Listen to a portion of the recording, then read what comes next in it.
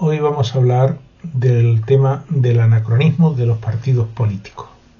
Los partidos políticos tienen su origen en el siglo XIX, por lo tanto son absolutamente anacrónicos debido a las necesidades de los países hoy en día y de la democracia actual representativa, que no es directa. Siguiendo a Piero Ignazi, un italiano que escribe un libro, Partido y Democracia, partido viene etimológicamente del término latino partire, que es un término que significa división. La división, por tanto, es el enfrentamiento entre los ciudadanos lo que ocasiona el problema, porque cada uno quiere imponer finalmente su ideología. Y por tanto los partidos políticos, cuando llegan alguno a gobernar, sea el que sea, defienden más sus ideales o partitocráticos que los intereses generales o del bien común al que teóricamente se deben. Fomentan la división, lo estamos viendo habitualmente en los medios de comunicación del comportamiento. Internamente funcionan los partidos políticos de forma cuasi militares.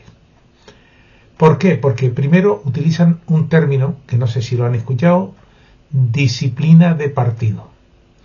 Ya solamente esa palabra significa que aunque teóricamente defiendan el intercambio de opiniones, que sí que lo hacen, no digo que no, pero se sujetan a unos tempos y unas formas en el momento indicado que no permiten que hayan discrepancias internas por muy honorables que éstas fuesen. Y esto ocasiona que hoy en día tengamos un problema de la sociedad, la desafección que han venido causando respecto a los ciudadanos por varias razones. Tal como dice Robert Mitchell en su obra Los partidos políticos, él habla de la ley de hierro, la oligarquía de los partidos. Los partidos tienen al final un dueño. Fíjense ustedes cómo se puede llegar. No basta con ser afiliado, en cualquiera de los partidos tienen esta técnica, no basta con ser afiliado y estar al día en las cuotas, sino para presentarse a uno de los cargos orgánicos del partido tienen que contar no con el voto de sus compañeros del conjunto de la asamblea, sino de lo que llaman en unos compromisarios y en otros pues delegados. Además, para formar parte o ser digamos el secretario general o el cabeza visible de aquel partido, el que sea, requieren de unos avales normalmente. ¿Qué son los avales y qué son los términos que hemos utilizado? Compromisario, un grupo de compañeros de afiliados que teóricamente son elegidos por el resto de sus compañeros de cada localidad para que les representen a la hora de elegir a un candidato a un cargo orgánico. Y delegados, 3/4 lo mismo, o para ir a una supuesta asamblea, que no es tal, porque no van todos, sino que van, cada partido tiene un número determinado, pueden ser 500, pueden ser 2000, dependiendo si es una asamblea nacional o si es local, y dependiendo del partido. Los partidos políticos todos tienen esta línea de comportamiento, lo cual no es nada democrático. Según vamos viendo, es una cuestión de quizás hasta de podríamos hablar de una democracia orgánica. Evidentemente ya Aristóteles, Platón y todos aquellos que hemos estudiado ya decían, incluso Rousseau y otros tantos, que los partidos políticos, los representantes, y hablaban de una serie de cuestiones, no de partidos en ese momento, sino de representación. La prueba evidente que hoy tenemos una democracia de carácter representativo, no directa, por más que hablen de Grecia. Y por cierto, no fue Grecia la cuna de la democracia. La cuna de la democracia ha sido en otros lugares, no solamente en Grecia, que es la que conocemos por cercanía de los estudios, sino que vienen de todas las tribus, en muchas tribus africanas, en tribus y en mesoamericanas, en la cuestión de Mesopotamia. Podemos encontrar restos si estudiamos e investigamos historiográficos y arqueológicos donde demuestran estos tipos de asambleas que el líder o los líderes tenían que reunirse al consejo y el consejo decidía. Esta práctica es la de la democracia más pura, digamos, y más cercana a los intereses generales del conjunto de esa población. ¿Cuál es la cuestión? Que ahora hablamos de la representación, que es el modelo que surgió después de la Revolución Francesa. Lógicamente nada tiene que ver, por más que le llamemos democracia, sino son gobiernos, democracia en todo caso representativa. Con lo cual, aquí mismo en la Constitución Española, en el artículo 67, creo que es el que habla de la prohibición del mandato imperativo. Luego el ciudadano vota a sabiendas o sin saber, y una vez que salen los candidatos de esa opción en listas cerradas en el caso de España, y la segunda vuelta tampoco tiene gran valor, como algunos piensan, no es que puede haber una segunda vuelta, miren, no vale para nada tampoco, realmente no es democrático. La democracia en realidad tendría que ser primero, como decía Aristóteles, y popularizado por Montesquieu en su obra El espíritu de las leyes, lo que tendría que haber es una separación auténtica de los poderes ejecutivo, legislativo y judicial, los tres grandes poderes. Y entonces que los ciudadanos pudiesen votar, como ahora sucede, o va a suceder en junio, en México por cierto, que se han decidido que el pueblo vote a su poder judicial. Esto está muy bien, pero previamente hay que formar al pueblo para que no sea un súbdito manipulable y sea ciudadano pensante, con razonamiento. Y entonces los candidatos que se presenten, supongo yo, con los mismos requisitos que se les exige hoy, pues los más votados ocuparán las plazas de magistrado que correspondan. Nada es ajeno a la situación que requieren los pueblos hoy en día, porque ya eso de las pequeñas ciudades-estado que era en Grecia no sirve para las grandes ciudades, pese a que haya internet y otros medios de tecnologías que puedan acercar al ciudadano a su participación en las elecciones o en las consultas que quiera que se realice. Lo que conlleva es a pensar y que tenemos que abrir un debate en la sociedad sosegado, pero un debate que tiene que comenzar a plantearse y decir que los partidos políticos son anacrónicos, hay que olvidarnos de ellos, prescindir de ellos y empezar o comenzar a estudiar un nuevo modelo de funcionamiento democrático. ¿Cuál sería?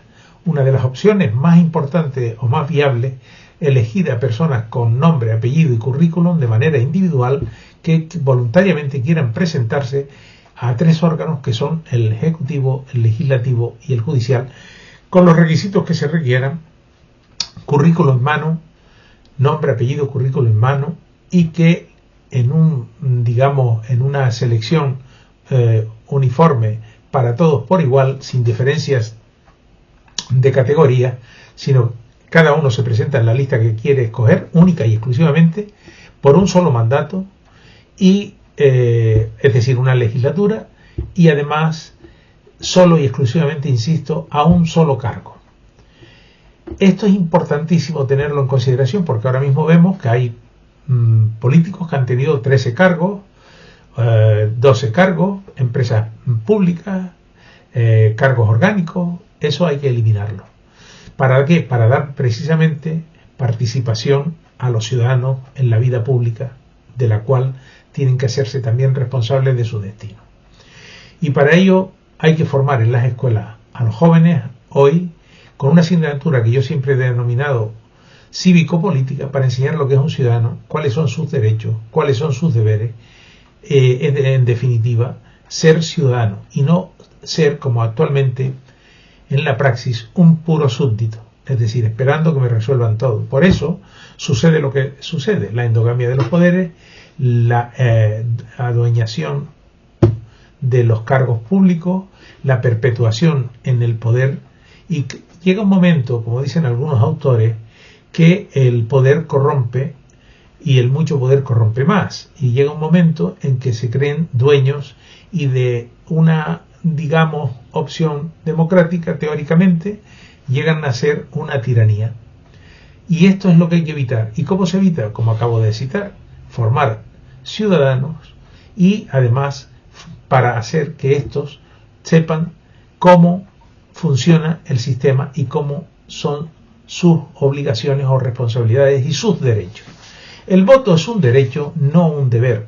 No puede ser deber y derecho en un contrato con la misma parte que sea derecho y que a la misma parte le sea un deber. En este caso es un derecho, que puede optar a usar o no, libremente, pero jamás puede ser un deber. Es un derecho que nos ha costado mucho conseguir, el que un ciudadano pueda tomar una decisión, pero para ello hay que formarlo, porque si no es manipulable. Ese es el grave problema que tenemos. Voto a los míos, no tú más, el tú más, no, es que yo prefiero que sean los míos los que están, aunque hagan lo mal que hagan, pero son de los míos. Mira, ni son de los tuyos, ni son de los míos, son de ellos en todo caso, y a ti te utilizan como ciudadano, como no, te utilizan como súbdito que eres al final, porque una vez que ellos salen, el pueblo es soberano, no, el pueblo es obrero. La mentira del pueblo soberano ya lo dice un libro de un politólogo italiano, Emilio Gentili, bajo este título. La verdad es que cuando uno investiga, estudia y empieza a averiguar, encuentra que estamos en un mundo de, como decía Antonio García Trevijano, frente a la gran mentira, parodiando el título de una de sus obras. La cuestión, señores, el debate debe abrirse y comenzar a plantearse de que el que quiera presentarse a unas elecciones con los requisitos que se requieran, valga la redundancia, para desempeñar el cargo al que quiere optar, y repito, solo a un cargo, solo una legislatura exclusivamente, y que además, finalizada esa legislatura, aquellos que hayan obtenido el sillón del poder, la parcela de poder que corresponda, sea local, provincial, sea insular o sea nacional o fuera de la nación, supranacional, pues ese cargo tiene que enfrentarse, una vez finalizado su mandato, a un examen que ha de realizarle un tribunal popular. Los ciudadanos de cada estamento de lo que haya sido representante, sea ayuntamiento, pues serán los ciudadanos de ese ayuntamiento y así sucesivamente. Es más, el Poder Judicial debe de ser nombrado por el pueblo. En las comunidades autónomas, los presidentes respectivos de cada una de ellas, de los tribunales de las superiores de justicia, por el pueblo. En el Poder Judicial, por todos los ciudadanos, en este caso de España.